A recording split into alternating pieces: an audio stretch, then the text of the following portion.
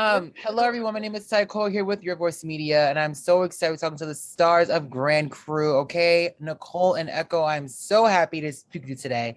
The show's phenomenal. Okay, I am literally laughing the whole time, so I'm glad folks are also laughing as well. Now, my first question is for you, Echo.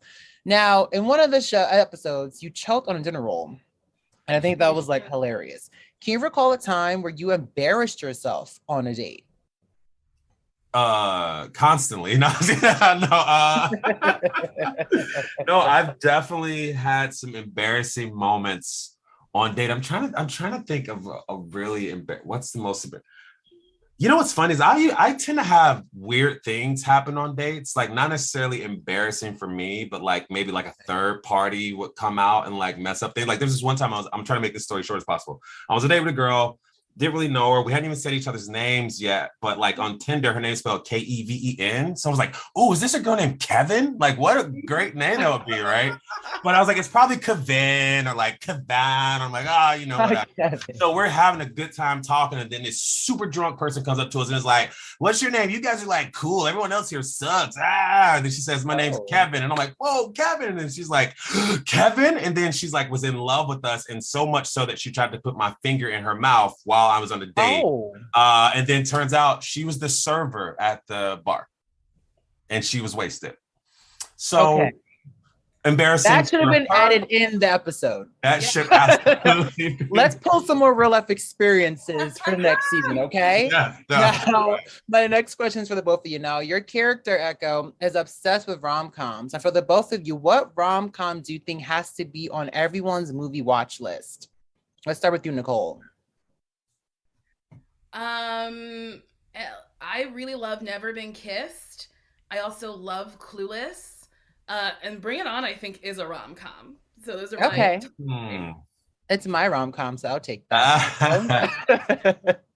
I mean, I would definitely have to throw The Notebook up there. That's so good. I would probably throw Love Jones in there too, if I'm thinking of just like just throwing love films in there.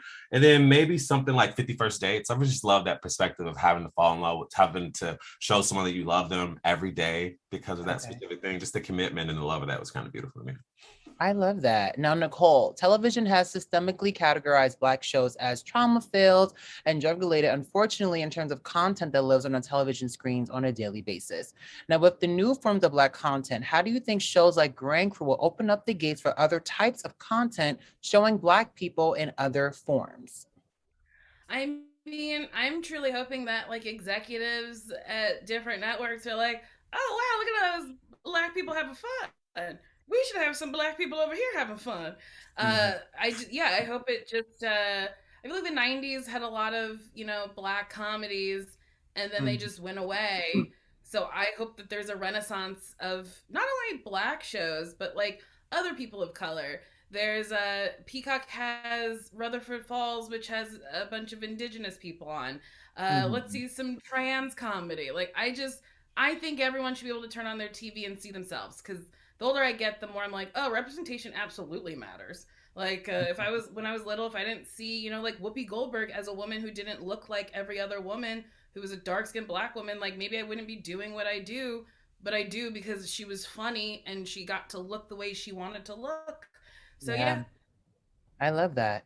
Now, Echo, we are dissecting a lot of Black trauma through a comedic fashion in the show, which I love. Is there something you may have experienced in your personal life that you included in or was included in one of the storylines for the season that may have helped you cope with it in real life? I mean, well, what's really great about the show and the people behind it, the writers and creators and whatnot, is that we all know each other personally. We're all like actually friends in real life. So a lot of the conversations and things that we've had over the last few years got put into the show because they were our real life experiences. Like, for instance, the therapy episode, we were constantly delving into the aspects of our therapist, and even feel like one of his therapists kind of looked like him, you know what I'm saying? So like, that's why it's really interesting and very cool that we get to make a show like this with this specific set of people, is because there doesn't have to be this kind of a learning process or like process where you're figuring out who the actors are, because they innately know who we are, because we are friends and we actually do hang out and we do unpack all these instances and aspects of life, love, relationships, and anything dealing with, the culture or just being who we are and, our shared experiences. So it definitely, a lot of it blends into a lot of the conversations and actual experiences we've had. I love that. Now, there's an episode where we're using emojis, okay, to have a rendezvous with certain folks. Now, the question is for the both of you here. Now, what's your go-to emoji when you want to have a rendezvous with someone? And what's an emoji you don't like sent from someone else when they want to rendezvous with you? So let's kick it off with you, Nicole. Oh boy, I do like that peach emoji, and I like the eggplant emoji, and that salsa lady emoji. Oh yeah. Oh, what does that symbolize? The salsa lady. What's? Oh, it's just let's get it spicy. Come on. Oh yeah. Okay. Salsa is spicy. I mean, like the food. But let's see. An emoji I don't like getting. I don't like that purple devil because I'm like, what you trying to do to me? Okay. Like the frown devil or the insightful devil? The smiley one where I'm like, what? Okay, you're not with that. What does that mean? Like, what are you bringing over here? Right, you're bringing over the devil. I don't want that. Yeah. Echo, what about you? I mean, definitely eggplant peach emoji, but then I think you got to add the splashes of water, spitting emoji too. That's gotta have that in between because the drip. Things are gonna get drippy. Things gonna get okay. I don't think I've ever said that phrase before, but I love that. It's gonna get drippy. It's in the zeitgeist. It is now a part of our culture. In terms of emojis, I don't like getting, especially in terms of that. Don't send me any like heart eyes with like an animal or something like that. I don't see a cat. I get the innuendo, but don't cat. And, I want to separate my love for animals and my love for the other thing. So for the other thing. What other thing? This is a PG-13 interview. Thank you very much.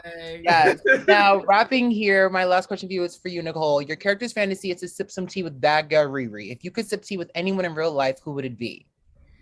I mean, yeah, Rihanna. Why not? Or Rihanna, depending on how you want to say her name.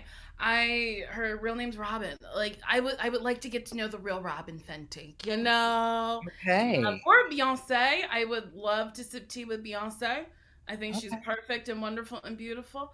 Also, Oprah Winfrey. Like, I want to meet Oprah. Like, let's maybe we could get like a sit-down interview with you and Oprah, and you can meet her then. I would love it. I would love it so much. Let's do that. Thank you both so much for having your voice media. Continue to be amazing. And folks who are watching, make sure you're watching Grand Cru Tuesdays on NBC, okay? Let's do it. Thank you, guys.